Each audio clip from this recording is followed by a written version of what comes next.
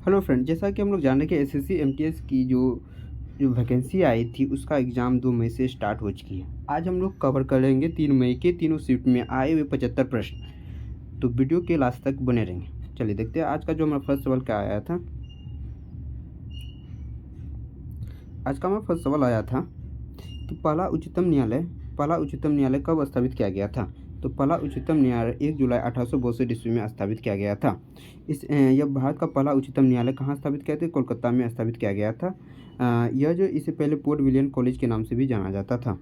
भारतीय उच्चतम न्यायालय अधिनियम कौन सा था? यह अधिनियम जो था 1861 ईस्वी में जारी किया गया था और इसे औपचारिक रूप से जो है 1 जुलाई 1862 ईस्वी में स्थापित किया गया था। आपका करेक्ट आंसर 1 जुलाई 1862 हो जाता है। नेक्स्ट सवाल देख लेते हैं।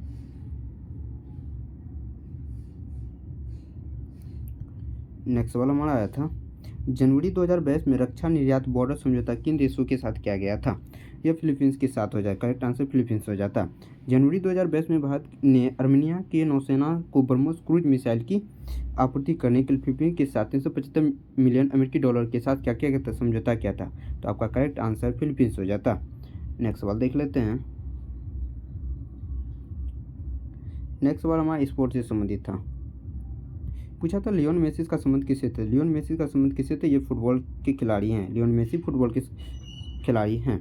इन्होंने क्या किया था? ये लियोन्स आधे मेसी अर्जेंटीना से बिलोंग करते हैं। यहाँ का लियोन मेसी अर्जेंटीना से बिलोंग करती है। एक फुटबॉल खिलाड़ी है। यह बार्सिलोना क्लब के लिए खेलते हैं।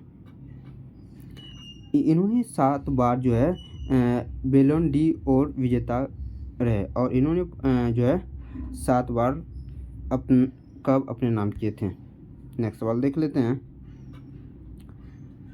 एक वनस्पति से संबंधित सवाल आए थे। ये क्या सवाल थे? हाँ, काई और लाइकेन वन कहाँ पाए जाते हैं? तो ऑप्शन कुछ बिहार, झारखंड, उत्तराखंड थे। तो आपका करेक्ट आंसर उत्तराखंड हो जाएगा। तो काई वन कहाँ पाए जाते हैं? ये उत्तराखंड में पाए जाते हैं। काई एवं लाइकेन वनस्पति टुंड्रा क्षेत्र में पाई जाती है। टुंड्रा क्षेत्र प्रदेश की वनस्पतियों में बोनी, झाड़ियाँ, दलदली पौधे, घास, काई और लाइकेन आदि पाए जाते हैं। उत्तराखंड वन विभाग द्वारा पिथौरागढ़ जिले में कुमाऊं वनस्पति और भारत का पहला कवर पार्क विकसित किया गया है। लाइकेन हिमालय के 5000 मीटर की ऊंचाई पर उगने वाला एक महत्वपूर्ण क्या है? प्रजाति वाला पौधा है। तो आपका करेक्ट आंसर जो हो जाता उत्तराखंड हो जाता। नेक्स्ट सवाल देख लेते हैं। नेक्स्ट सवाल क्या आया था? हाँ, नेक्स्ट सवाल हमारा केमिस्ट्री से संबंधित था। पूछा था कि बैटरी किस प्रकार की ऊर्जा को विद्युत ऊर्जा में बदलती है। तो बैटरी जो हमारी होती है यह रासायनिक ऊर्जा को विद्युत ऊर्जा में कन्वर्ट करती है। बैटरी का उपयोग रासायनिक ऊर्जा को विद्युत ऊर्जा में बदलने के लिए किया जाता है। बैटरी एक ऐसा उपकरण है जो क्या करती है? विद्युत रासायनिक ऊर्जा ऑक्सीकरण की कमी यानी जिसे रेडॉक्स अभिक्रिया कहा जाता है के माध्यम से अपनी क्या करती है? सामग्री को जो क्या करती है? रासायनिक ऊर्जा को सीधे विद्युत ऊर्जा में बदलने में मदद करती है। तो आपका करेक्ट आंसर रासायनिक ऊर्जा हो जाता है। डायनमो पूछे तो डायनमो यांत्रिक ऊर्जा को विद्युत ऊर्जा में कन्वर्ट करती है और विद्युत मोटर पूछे विद्युत ऊर्जा को यांत्रिक ऊर्जा में कन्वर्ट करती है। नेक्स्ट सवाल देख लेते हैं। नेक्स्ट सवाल हमारे एक योजना से संबंधित था। पुदुमई योजना का संबंध किस राज्य से संबंधित था? तो ये पुदुमई योजना जो है यह तमिलनाडु राज्य से संबंधित है। अब यह पुदुमई योजना होता क्या है? चलिए इसके बारे में देख लेते हैं कुछ।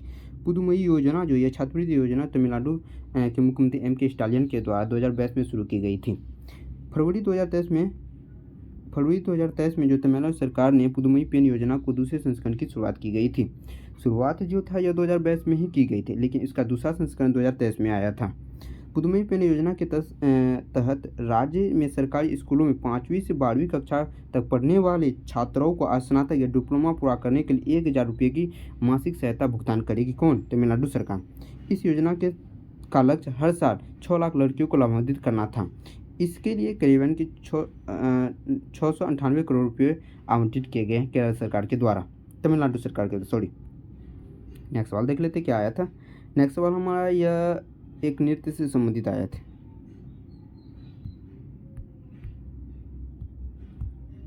नृत्य से संबंधित यह था कि रुक्मणी देवी अरुंडेल का संबंध किस नृत्य से संबंधित था? तो रुक्मणी देवी अरुंडेल का संबंध यह भरतनाट्यम से हो जाएगा। 1956 ईस्वी में कला क्षेत्र में पद्म विभूषण से सम्मानित किया गया था और 1957 ईस्वी में इन्हें संगीत नाटक अकादमी 1957 और 1967 ईस्वी में इसे संगीत नाटक अकादमी के लिए स्पेसिफिक किया गया था। नेक्स्ट सवाल देख लेते हैं।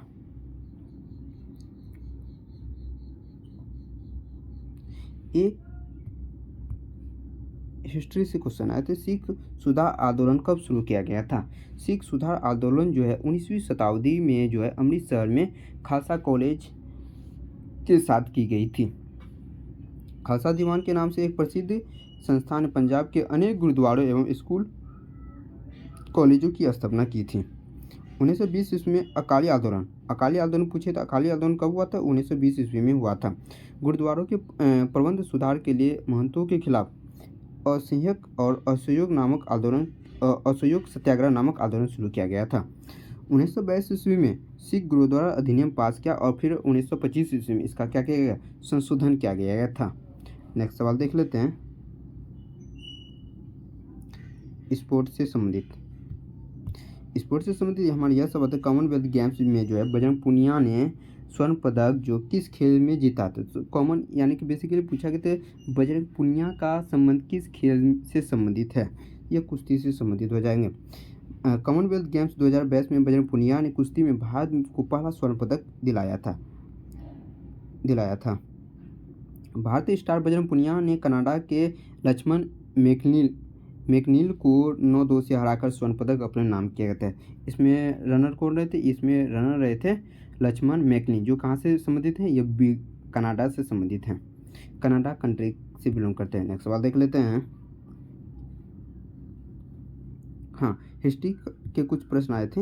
हिस्ट्री का प्रश्न हमारा यह था कि गयासुद्दीन तुगलक के बाद दिल्ली की गद्दी पर कौन बैठा था? तो गयासुद्दीन तुगलक के बाद यह मोहम्मद बिन तुगलक को जो है गद्दी पर बैठाया गया था। तुगलक वंश का कार्यकाल देख लेते हैं। यह 1320 से 1414 तक हो जाएंगे। गयासुद्दीन तुगलक जिसे गाजी मलिक के नाम से भी जाना जाता है, इसका कार्यकाल 1320 से लेकर 1325 तुगलक राजवंश के क्या थे? संस्थापक थे। मोहम्मद बिन तुगलक के बाद उसका चचेरा भाई फिरोज शाह तुगलक को जो क्या बनाया गया? दिल्ली की गद्दी पर बैठाया गया था। उसका चचेरा भाई को ही क्या बनाया गया? दिल्ली की गद्दी पर बैठाया गया था। ऑप्शन नंबर 1 है। तुगलक वंश का कार्यकाल रहा था कौन? 1320 से लेकर 1414 तक। नेक्स्ट सवाल देख लेते हैं। नेक्स्ट सवाल हमारा आया था,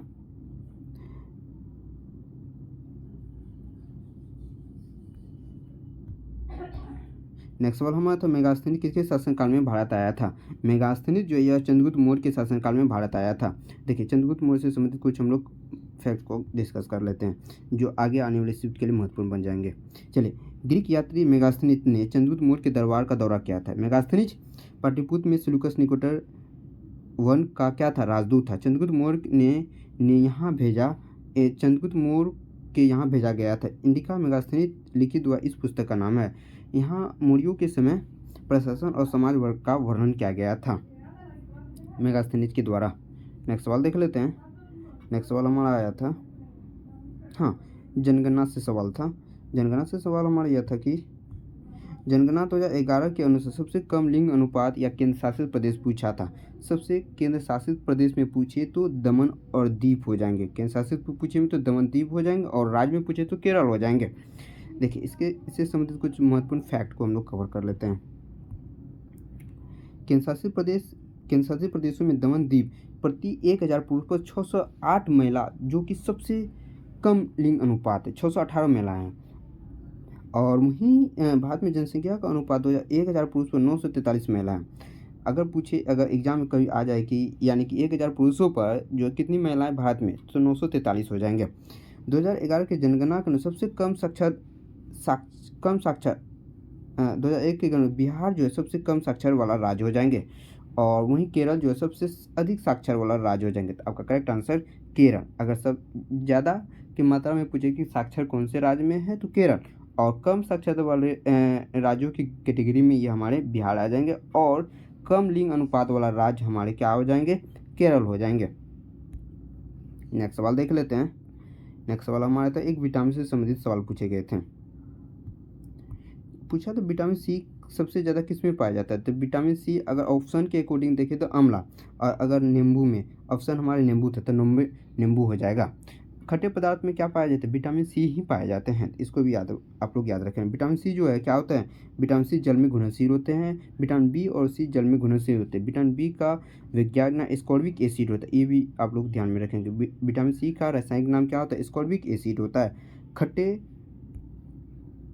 जैसे विटामिन सी किस में पाए जाते हैं? खट्टे रसदार फल जैसे आंवला, नारंगी, नींबू, संतरा, अंगूर, टमाटर आदि एवं अमरूद, सेब, केला, बैर, कटहल, शलगम, पुदीना, मूली के पत्ते, दूध, चुकंदर, भेलाई, बंदा गोभी, धनिया, पालक विटामिन सी के अच्छे स्रोत हैं। इसके अलावा दालों में भी विटामिन सी का स्रोत पाया जाता है। हालांकि विटामिन दालों में प्रोटीन अधिक मात्रा में पाया जाता है, लेकिन उसमें भी विटामिन सी दाल में भी पाए जाते हैं। करेक्ट आंसर आपका नींबू हो जाता है। ऑप्शन के अकॉर्डिंग देख लेते हैं। हाँ, एक ज्योग्राफी का सवाल बन रहा था कि तो ढक्कन का पठार किस नदी के किनारे स्थित है? तो ढक्कन का पठार जो है हमारे ढक्कन का पठार यह पूर्वी और पश्चिमी घाटियों से घिरा हुआ है, जबकि इसकी उत्तरी छोर विंध्य रेंज है। ढक्कन की औसत ऊंचाई जो है लगभग 2000 फीट यानी कि 600 मीटर है, जो कि आमतौर पर पूर्व की ओर झुकी हुई है।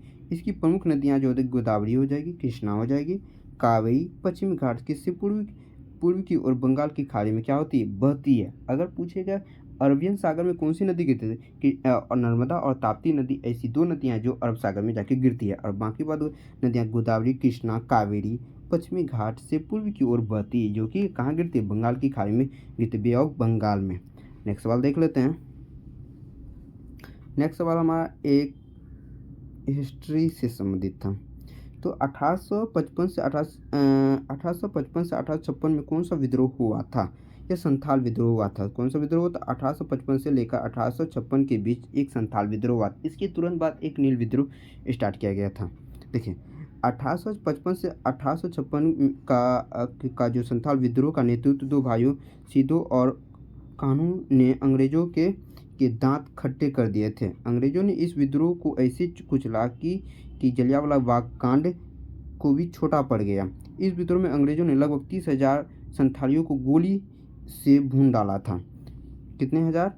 30,000 संथालियों को गोली से भून दिया गया। और वहीं जलियांवाला बाग जो हत्याकांड हुआ तो वह 13 अप्रैल 1919 में लगभग उसमें बताया जा रहा था कि एक अनुमानित आंकड़ा बताया गया था, जिसमें कि हजारों निहत्तों को गोली से मार दिया गया था। उसके फिर खिलाफ जो जनरल ओडायर ने के खिलाफ एक याचिका लगाई गई थी।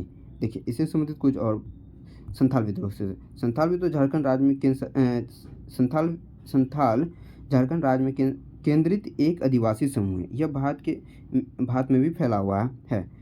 यह पहला किसान विद्रोह था जिसमें जो 1793 से अस्थायी बंदोबस्त की शुरुआत के लिए जिम्मेवार ठहराया गया था। अस्थायी बंदोबस्त किसके द्वारा लागू किया था? लॉर्ड कॉर्नवालिस के द्वारा 1793 में लागू किया गया था।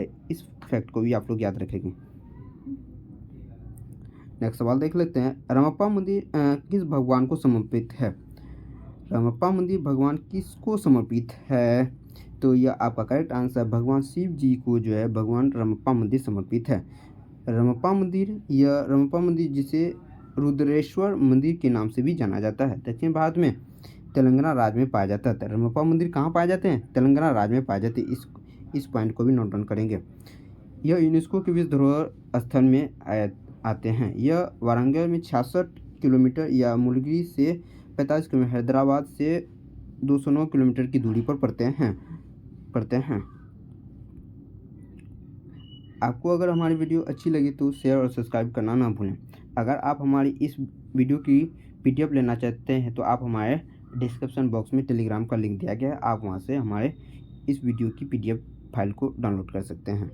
नेक्स्ट सवाल को देख लेते हैं। हाँ, एक पुस्तक से रिलेटेड सवाल बने थे। पुस्तक से सवाल हमारा यह था, ड्रीम फॉर माई फादर पुस्तक के लेखक कौन हैं? तो बराक ओबामा जो हैं ड्रीम ऑफ माई फादर के पुस्तक के लेखक है। इसके द्वारा व्हाट हैपेंड लिखा, the Audacity of hope, hot choice, living history, यह जो है इसके प्रमुख पुस्तक के नाम है। इसको भी ध्यान में रखेंगे। एक था एट टैक्स ऑफ विलेज, यह बराक ओबामा के द्वारा लिखी गई प्रमुख पुस्तकें हैं जो आप लोग को याद में रखना है। नेक्स्ट सवाल देख लेते हैं। हाँ, एक नृत्य से संबंधित आया था। आपको हम यह तीनों शिफ्ट में 3 मई के तीनों शिफ्ट में जितने भी प्रश्न बने यानी 75 प्रश्न बने उसको हम इस वीडियो में कवर करने जा रहे हैं। तो वीडियो को लास्ट तक बने रहेंगे। नेक्स्ट वाला हमारा था सुगी नृत्य किस राज्य से संबंधित है? सुगी नृत्य ये कर्नाटक राज्य से संबंधित हो जाएगा। ऑप्शन नंबर 1 करेक्ट हो जाएगा। कर्नाटक से के प्रमुख नृत्य जैसे यक्षगान, हुत्तरी, सुगी, कुनथिया, कड़गा यह प्रमुख कर्नाटक के गान हो जाए। इसको भी आप लोग ध्यान में रखेंगे। यह पूर्णिमा के दिन, होली के दिन भी मनाया जाता है। नेक्स्ट सवाल देख लेते हैं। नेक्स्ट वाला हमारा आया था शरीर में डीएनए कहाँ पाया जाता है? शरीर में डीएनए कहाँ पाया जाता है? शरीर में डीएनए कहाँ पाया जाता है? शरीर में डीएनए जो ये नाभिक में पाया जाता है। कहाँ पाया जाता है? नाभिक में। डीएनए में नाभिक पाया जाता है। यह माइटोकॉन्ड्रिया जैसे छोटी माता में भी स्थित होता है। डीएनए एक अणु होता है जो सभी ज्ञात जीवित जीवों के विकास के कामकाज और प्रजनन के लिए क्या होते हैं? अधिकांश उपयोगी होते हैं। डीएनए का फुल फॉर्म डीऑक्सीराइबोन्यूक्लिक एसिड होता है। डीएनए का क्या कार्य है भाई? डीएनए क्या ये अनुवांशिक निर्देशों का वहन करता है। एक डीएनए में एक जीव के सभी अनुवांशिक सामग्री से मिलकर एक गुणसूत्र का क्या बनता है? निर्माण बनता है। तो पैतृक का अगर संतान का अगर कोई रिलेशनशिप ज्ञात किया जाता है तो उसके डीएनए फिंगरप्रिंट के द्वारा भी पता लगाया जा सकता है। आरएनए का फुल फॉर्म राइबोन्यूक्लिक एसिड और डीएनए का डायन्यूक्लिक एसिड हो जाता है। दोनों फुल फॉर्म आप याद रखेंगे। नेक्स्ट सवाल देख लेते हैं। एक पॉलिटिकल से सवाल आया था। पॉलिटिकल से सवाल मतलब इनमें से कौन सा अनुच्छेद सार्वजनिक क्षेत्रों में रोजगार के अवसर की समानता बताता है? तो यह आर्टिकल 16 जो है यह सार्वजनिक क्षेत्रों में रोजगार के अवसर की समानता बताता है।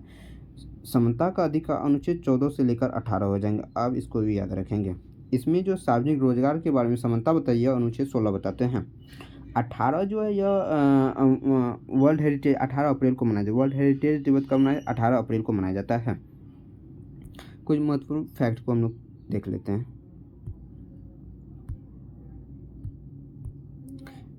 भारतीय संविधान का अनुच्छेद 16 जो सार्वजनिक क्षेत्र में रोजगार से संबंधित मामले के सभी नागरिकों को समान अवसर की गारंटी देता है। अनुच्छेद 16 में कहा गया है कि सभी नागरिकों को राज्य के अधीन किसी भी पद पर रोजगार या नियुक्ति के मामले में समान अवसर मिलना चाहिए। यह हमारे संविधान में कहा गया है। नेक्स्ट सवाल देख लेते हैं। नेक्स्ट सवाल क्या आया था? हाँ, एक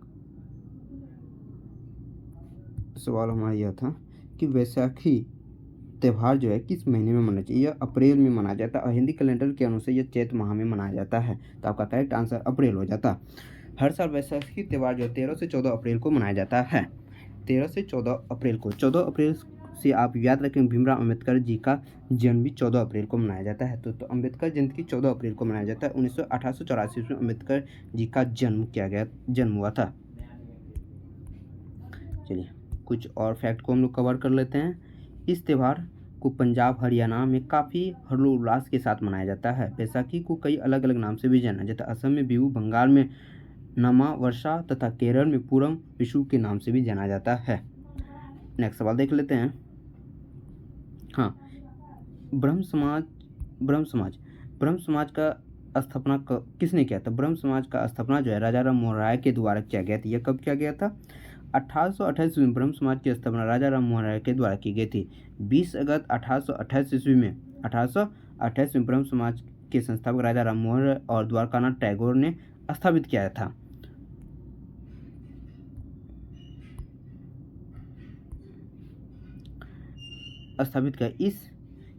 इसका उद्देश्य विभिन्न धार्मिक आस्थाओं में बांटे हुए जनता को एकजुट करना था तथा समाज में फैली कूटनीतियों को दूर करना था। ब्रह्म समाज भारत का एक सामाजिक धार्मिक आंदोलन था जिसे बंगाल के पूर्ण जागरण के नाम से भी प्रभावित किया गया। नेक्स्ट सवाल देख लेते हैं।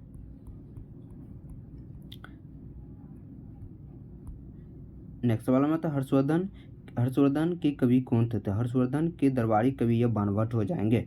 हर्षवर्धन के दरबारी कवि कौन थे? यह बाणभट्ट हो जाएंगे। हर्षवर्धन से संबंधित महत्वपूर्ण फैक्ट को हम लोग कवर कर लेते हैं।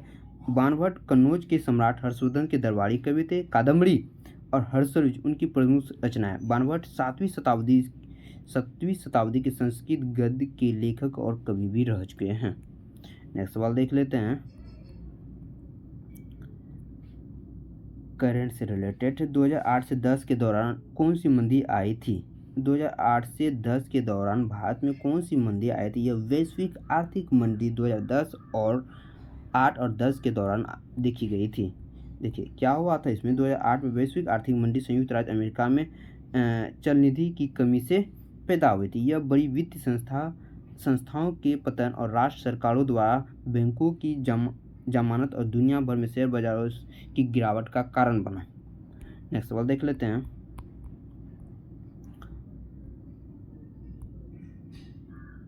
रुक्मणी देवी अरुंडेल का संबंध यह तो भरतनाट्यम से संबंधित होता है। 1956 कला क्षेत्र में पद्म विभूषण से सम्मानित किया गया था। 1957 ईस्वी में संगीत नाटक अकादमी और 1967 ईस्वी में संगीत नाटक अकादमी में फिल्मफेयर भी मिला है। नेक्स्ट सवाल देख लेते हैं। नेक्स्ट सवाल हमारा आया था चुनाव संशोधन अधिनियम 2021 में किस मंत्रालय के अंतर्गत किया गया था? यह कानून और न्याय मंत्रालय के द्वारा हो जाएंगे आपका करेक्ट आंसर। चुनाव संशोधन अधिनियम 2021 के मंत्रालय के द्वारा किया गया था। यह कानून एवं न्याय मंत्रालय के द्वारा किया गया था। नेक्स्ट सवाल की ओर बढ़ते हैं।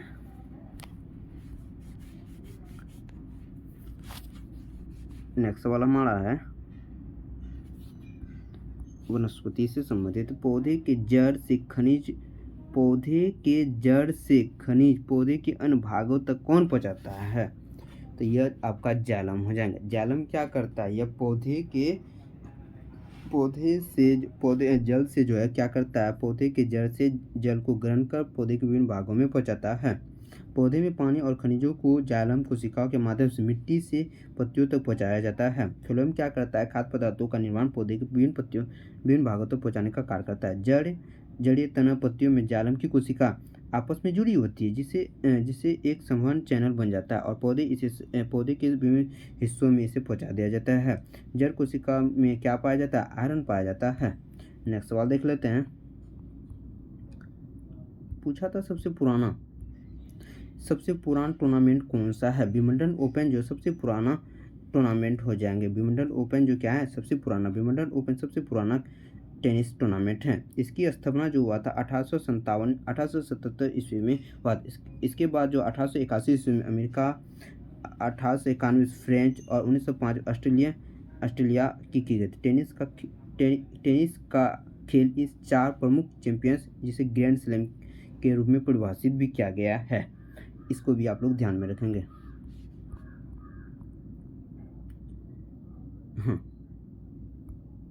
नेक्स्ट सवाल हमारा आया था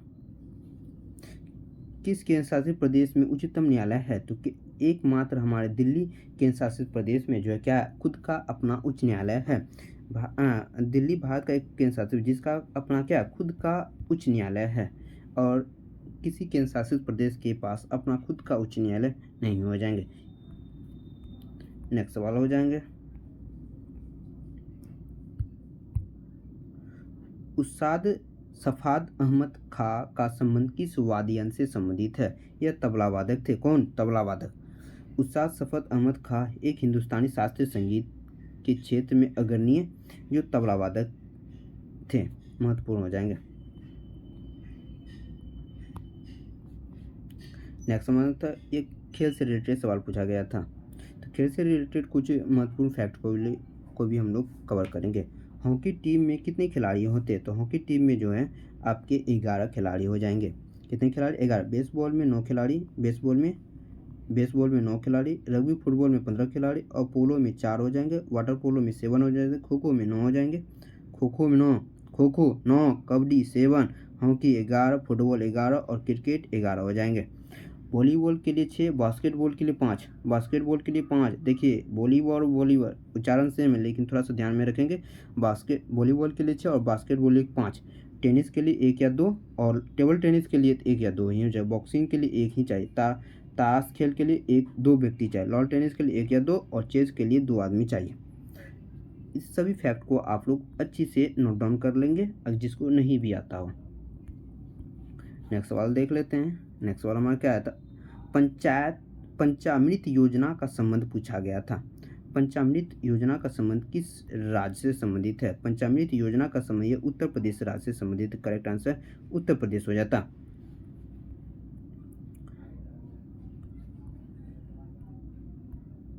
देखिए, उत्तर प्रदेश के गन्ने की खेती में दुगनी आमदनी करने के लिए तथा गन्ने की उपज में बढ़ोतरी करने के उत्तर प्रदेश के गन्ना विभाग ने पंचामृत योजना शुरू की गई है। नेक्स्ट सवाल देख लेते हैं। हाँ, एक बुक एंड ऑथर से सवाल आया था। The man who new infinity a life of the genius Ramanujan पुस्तक के लेखक कौन? यह श्रीनिवास रामानुजन हो जाएंगे। देखिए, श्रीनिवास रामानुजन का जन्म जो हुआ था 22 दिसंबर 1887 ईस्वी को हुआ था। वह एक क्या थे? भारतीय के गणितज्ञ थे। एक गणितज्ञ थे। हर साल 22 दिसंबर को रामानुजन के जन्मदिन के स्तर पर क्या मनाया जाता है? भारतीय गणित दिवस भी मनाया जाता है। इसे राष्ट्रीय गणित दिवस के रूप में भी जाना जाता है। इस फैक्ट को भी आप लोग याद रखेंगे। नेक्स्ट देख लेते हैं। अम्ल और क्षार से अभिक्रिया करने से क्या होता है? अम्ल और जब क्षार अभिक्रिया करते इसी को कहा जाता है उदासीकरण अभिक्रिया कहा जाता है, जिसे रेडॉक्स अभिक्रिया के नाम से भी जाना जाता है। इसमें क्या होता है? अम्ल और जब क्षार अभिक्रिया करते इसमें अम्ल और जल का निर्माण होता है। इसका निर्माण होता है अम्ल और जल का निर्माण होता है। इस रासायनिक अभिक्रिया में अम्ल और जल का निर्माण होता है। वह एक क्या उदासीन अभिक्रिया हो जाएंगे। नेक्स्ट सवाल देख लेते हैं। मौलिक अधिकार से संबंधित सवाल पूछे थे। निम्नलिखित में कौन सा मौलिक अधिकार है? तो निम्नलिखित में कौन सा मौलिक अधिकार? तो स्वतंत्रता का अधिकार जो है मौलिक अधिकार है। स्वतंत्रता के अधिकार क्या है? मौलिक अधिकार हैं। तो मौलिक अधिकार हमारे कितने हैं? तो मौलिक अधिकार हमारे 6 हैं। मौलिक अधिकार कितने? 6। एक ध्यान में रखें, समता का अधिकार, स्वतंत्रता का अधिकार, शोषण के खिलाफ का अधिकार, धार्मिक स्वतंत्रता का अधिकार, सांस्कृतिक और शैक्षणिक का अधिकार और संवैधानिक उपचारों का अधिकार। यह आर्टिकल 32 हो जाएगा। 32 संवैधानिक उपचारों का अधिकार, जिसे संविधान की आत्मा के नाम से भी जाना जाता है। समानता का अधिकार अनुच्छेद 14 से लेकर 18 तक हो जाएंगे। और धार्मिक स्वतंत्रता का अधिकार यह 25 में हो जाएंगे। और शोषण के खिलाफ यह 23 और 24 में हो जाएंगे, जिसमें कि 18 वर्ष से कम उम्र के बच्चे को जो है काम कराना क्या है? अपराध माना गया है। शोषण के विरुद्ध का अधिकार है। नेक्स्ट सवाल देख लेते हैं। नेक्स्ट सवाल हमारा यह था, असम में चावल की नई फसल काटने से पहले इनमें से कौन सा त्यौहार मनाया जाता है? बुहांग बिहू त्यौहार जो है असम में चावल की नई फसल काटने से पहले यह त्यौहार मनाया जाता है। बुहांग बिहू त्यौहार फसल की कटाई को दर्शाता है। यह त्यौहार असम के नव वर्ष का प्रतीक माना जाता है। खास बात यह है कि इस त्यौहार में को जो है 7 दिन तक मनाया जाता है। कहाँ? असम में। आपका करेक्ट आंसर बुहांग बिहू त्यौहार हो जाएगा। नेक्स्ट सवाल देख लेते हैं।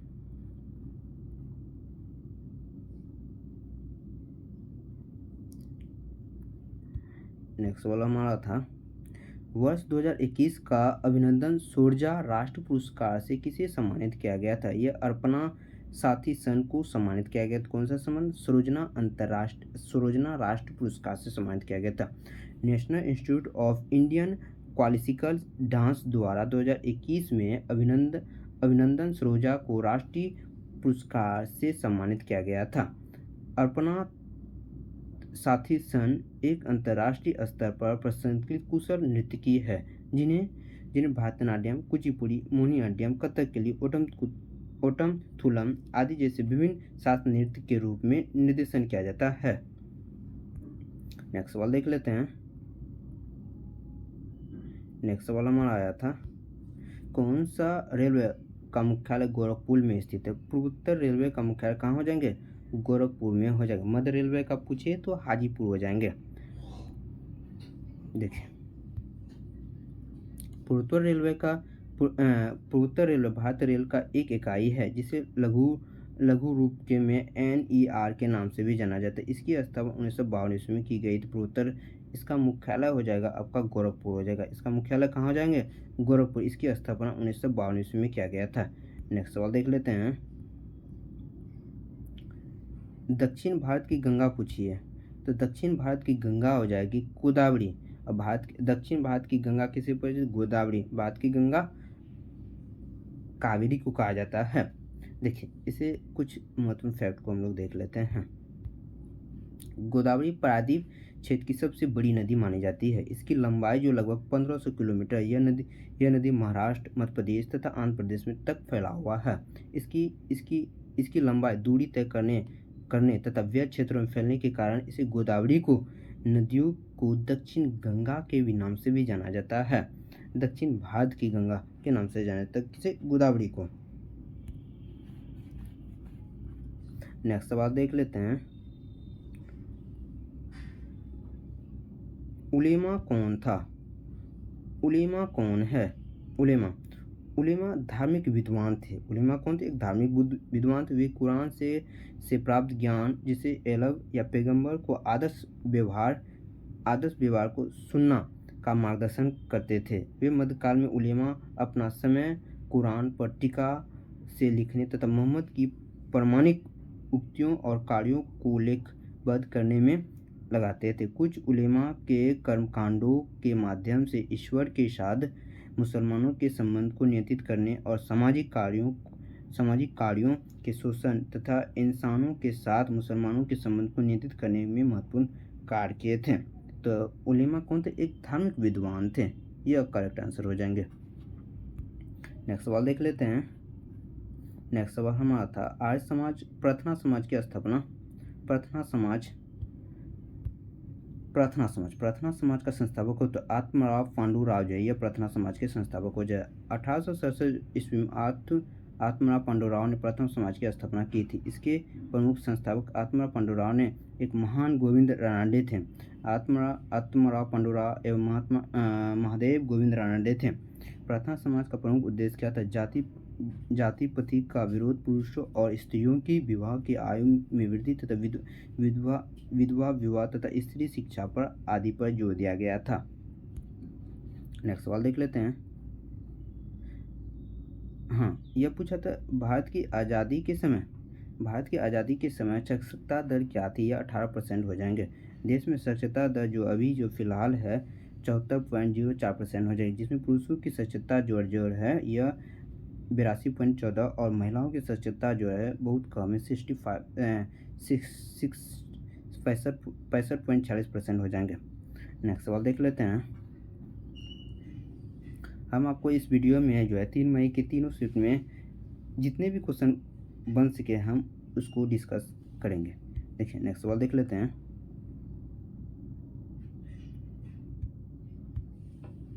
प्रसिद्ध शहनाई वादक उस्ताद बिस्मिल्लाह खां किस वर्ष भारत से सम्मानित किया गया था? इसे 2001 में जो है सम्मानित किया गया भारत रत्न। 2001 में जो है इसको भी दिया गया। लता मंगेशकर को जो है यह भारत रत्न से सम्मानित किया गया था। उस्ताद बिस्मिल्लाह खान का जन्म जो हुआ था यह हुआ था 21 मार्च 1916 ईस्वी में। मृत्यु हुआ था 21 अगस्त 2006 में इसकी मृत्यु हो गई। हिंदुस्तान के प्रमुख प्रख्यात शहनाई वादक थे। इनका जन्म डुमराव बिहार में हुआ था। 2021 में भारत का सर्वोच्च सम्मान भारत रत्न से सम्मानित किया गया था। लता मंगेशकर को भी 2021 में जो है भारत रत्न सम्मानित किया गया था। केनेरू हेम्पी का संबंध पूछा तो केनेरू हेम्पी का संबंध जो है शतरंज से संबंधित हो। केनेरू हेम्पी का संबंध किससे? शतरंज से। केनेरू हेम्पी का जन्म जो हुआ था यह 31 मार्च 1987 को विजयवाड़ा आंध्र प्रदेश में के एक भारतीय शतरंज खिलाड़ी हैं और रैपिड चेस के वर्तमान में चैंपियनशिप भी रहे हैं। हेम्पी शतरंज के इतिहास में सबसे कम उम्र के ग्रैंड मास्टर भी हैं। नेक्स्ट सवाल देख लेते हैं। नेक्स्ट सवाल क्या आया था? नेक्स्ट सवाल हमारा आया था फर्न का पौधा किस संघ के अंतर्गत आता है? यह टेरिडोफाइटा के अंतर्गत आता है। कौन? फर्न का पौधा। एक फर्न पौधे लगभग 20,000 प्रजातियों के समूह में से एक है, जिसे फाइलम तथा डिवीजन टेरिडोफाइटा में वर्गीकृत किया गया है, जिसे फिलिकोफाइटा के नाम से भी जाना जाता है। टेरिडोफाइटा के रूप में इलाज के लिए जाने वाले समूह को भी पेटिडोफाइटा के नाम से भी जाना जाता है। नेक्स्ट सवाल देख लेते हैं, वी सत्यनारायण शर्मा किस नृत्य से संबंधित हैं? वी सत्यनारायण शर्मा का संबंध किस नृत्य से संबंधित है? कुचिपुड़ी से संबंधित। करेक्ट आंसर कुचिपुड़ी हो जाता।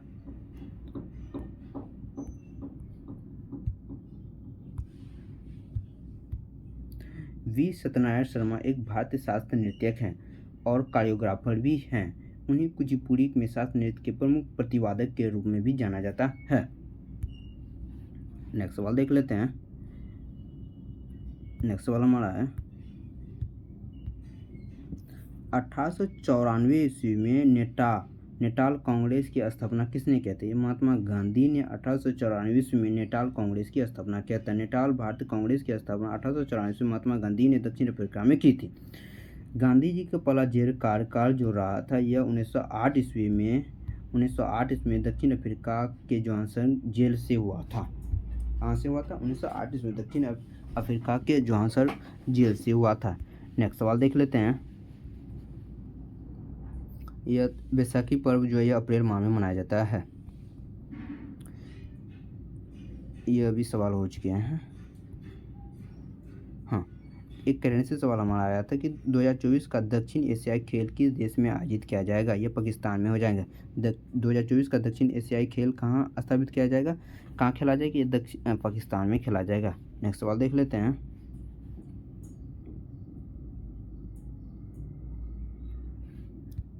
नेक्स्ट सवाल हमारा पॉलिटिकल से, निम्नलिखित में किस संविधान संशोधन में सरदार स्वयं सिंह समिति की सिफारिश के अनुसार मौलिक कर्तव्य को जोड़ा गया था? तो 42वें संविधान संशोधन के द्वारा संविधान में जो क्या मौलिक कर्तव्य जोड़ा गया था? वर्तमान अनुच्छेद 51A के तहत कुल 11 मौलिक कर्तव्य हैं, जिसमें कि 10 को 42वें संविधान संशोधन 1976 के माध्यम से जोड़ा गया था। 11वें मौलिक कर्तव्य को 2002 में 86वें संविधान संशोधन के जरिए शामिल किया गया था। तो आपका करेक्ट आंसर जो है 42वें संविधान संशोधन के द्वारा मौलिक कर्तव्य को जोड़ा गया था। नेक्स्ट सवाल देख लेते हैं। हाँ, एक विजयनगर हिस्ट्री से सवाल हमारा था कि विजयनगर साम्राज्य का विखंडन किस युद्ध में हुआ था? तालीकोटा के युद्ध की लड़ाई के बाद विजयनगर साम्राज्य विखंडित हो गया था। 1336 ईस्वी के अंतिम यादव वंश के संगम के 2 पुत्र हरिहर और बुक्का ने मिलकर तुंगभद्रा नदी के तट पर विजयनगर साम्राज्य की स्थापना की थी। श्रीरंगा तीर्थ विजयनगर साम्राज्य का अंतिम शासक रहा था। तो विजयनगर का वर्तमान में नाम हम्पी, जिसे हस्तानपी, जिसे विजयनगर साम्राज्य के नाम से भी जाना जाता है। वहाँ के जो राजा रहे थे वो कृष्णदेव राय रहे थे। विजयनगर साम्राज्य का राजा कौन थे? कृष्णदेव राय हो जाएंगे। नेक्स्ट सवाल देख लेते हैं। यह एक हमारे फिजिक्स से सवाल आए थे कि न्यूटन के प्रथम नियम को किस नाम से जाना जाता है? तो न्यूटन के प्रथम नियम को जड़त्व के नियम से भी नाम से जाना जाता है। न्यूटन का प्रथम नियम एक प्राकृतिक गुण जड़त्व को परिभाषित करता है, जो कि गति में बदलाव या गति लाने का विरोध करता है। इसे प्रथम गति का नियम भी, जिसे जड़ता का नियम किसी भी नाम से जाना जाता है। नेक्स्ट सवाल देखिए, इससे संबंधित कुछ फैक्ट को हम रखे हैं, तो इसको देख लेते हैं। न्यूटन के प्रथम नियम के अनुसार यदि कोई पिंड स्थिर है या स्थिर अवस्था में ही रहेगा तो यदि गति में है तो वह एक समान गति की अवस्था में ही रहेगा जब तक कि उस पर कोई बाह्य बल कार्य न करे। नेक्स्ट सवाल देख लेते हैं। हाँ, 2001 से 2011 तक किस केंद्र शासित प्रदेश की जनसंख्या सर्वाधिक रही थी? यह केंद्र शासित प्रदेश दिल्ली हो जाएंगे। Correct answer. सबसे कम जनसंख्या घनत्व वाला राज्य अरुणाचल प्रदेश। सबसे कम जनसंख्या घनत्व वाला राज्य जो हो जाएगी यह अंडमान निकोबार द्वीप समूह हो जाएंगे। इस फैक्ट को भी आप लोग ध्यान में रखेंगे। नेक्स्ट सवाल हमारा है,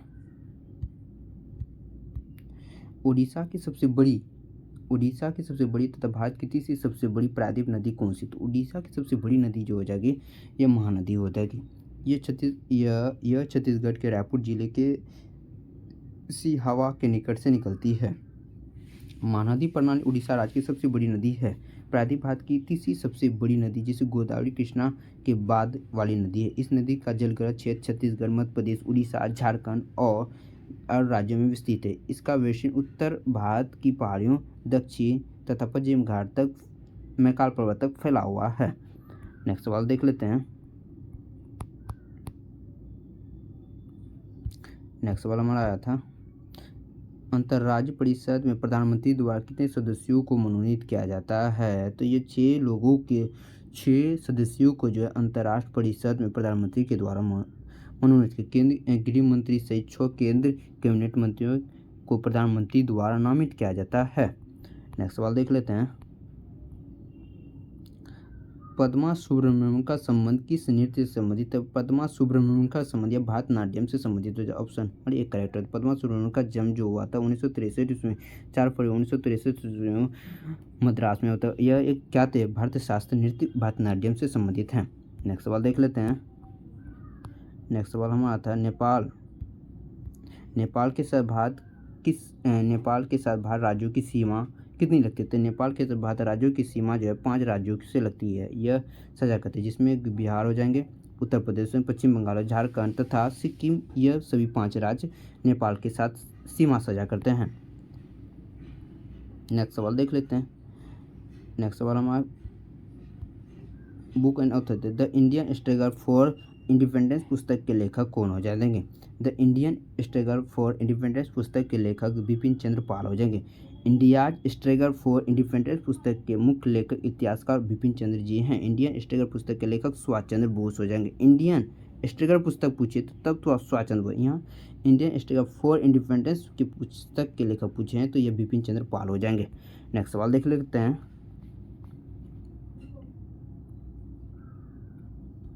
नेक्स्ट सवाल हमारा है कि किस वंश के द्वारा महाबलीपुरम मंदिर का निर्माण किया गया था? यह पल्लव वंश के राजा के द्वारा महाबलीपुरम मंदिर का निर्माण तमिलनाडु में किया गया था। महाबलीपुरम मंदिर का निर्माण पल्लव राजवंश के द्वारा बनाया गया था। महाबलीपुरम का शहर 7वीं शताब्दी में पल्लव राजा नरसिंहदेव प्रथम के द्वारा स्थापित किया गया था। यह चेन्नई के लगभग 60 किलोमीटर यानी 37 मील दक्षिण भारत की बंगाल खाड़ी से लेकर कोरोमंडल तक फैला हुआ। साइट में 30 प्राचीन स्मारक इसी हिंदू में शामिल किया गया है। नेक्स्ट सवाल देख लेते हैं। मद्रास अधिवेशन कब हुआ था? मद्रास अधिवेशन कब हुआ जिसे संविधान संशोधन का मसौदा तैयार करने की मांग की? तो मद्रास अधिवेशन जो हुआ था 1927 ईस्वी मद्रास अधिवेशन हुआ था। इसको भी आप लोग ध्यान में रखेंगे। नेक्स्ट सवाल हमारा आया था, सबसे ठंडी पवन कौन सी है? सबसे ठंडी पवन कौन सी है पूछा गया था। सबसे ठंडी पवन कौन सी? तो यह मिस्ट्रल पवनें जो है सबसे ठंडी पवन है। ठंडी हवाएं स्थानीय धूल भरी हवाएं होती है जो शीतलहर का कारण बनती है, क्योंकि इनका तापमान ही हिमांक बिंदु से नीचे होता है। मिस्ट्रिगल बोरा नॉर्थस, बर्फीला तूफान, पुंगा, लेवेंडर, पेपरोवसे तथा अन्य ठंडी जलधारा के क्या उदाहरण हैं?